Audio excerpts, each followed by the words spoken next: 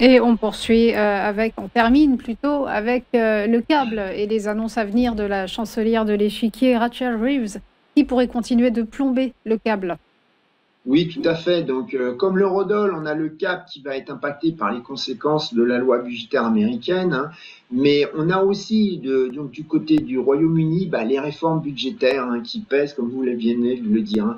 On a même eu la semaine dernière donc le futur de la chancelière Reeves qui était en jeu, donc après un contentieux avec le Parti travailliste sur la réforme de la santé.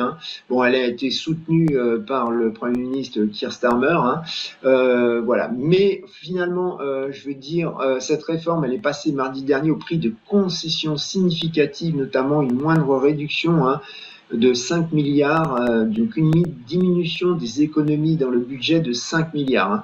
Alors, ce qui renforce finalement les doutes donc sur le marché des guildes, sur les réductions de dépenses promises. Les traders obligataires ont donc sanctionné immédiatement et les taux d'intérêt des guildes, donc les obligations anglaises, ont grimpé de 16 points de base.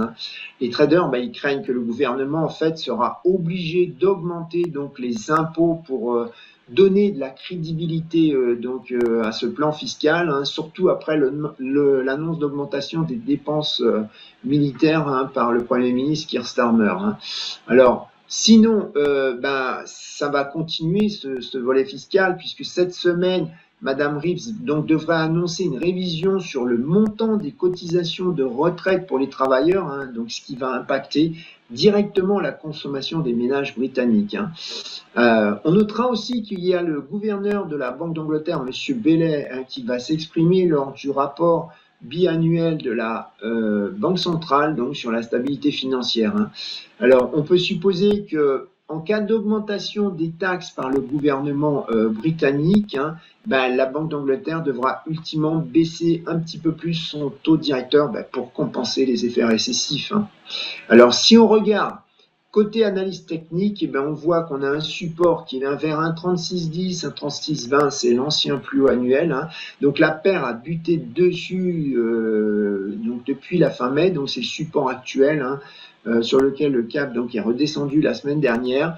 On a en dessous un 34, 30, 35, qui est un ancien top qui avait été atteint en septembre donc 2024, sur laquelle la paire avait été rejeté violemment. Donc ce niveau a été à nouveau testé en avril dernier pour ensuite être franchi à la hausse. Côté résistance, on a un 37,88, enfin 90, un 38, qui est le dernier plus haut annuel qui a été atteint mardi dernier avant les soucis donc de la chancelière Reeves qui ont plombé le câble. Au-dessus encore, évidemment, on a un 40 qui est un niveau psychologique et qui était un top qui avait été réalisé fin juillet 2021. Merci beaucoup, Philippe Permy, pour votre analyse et belle journée à vous. À suivre le point bourse. À tout de suite.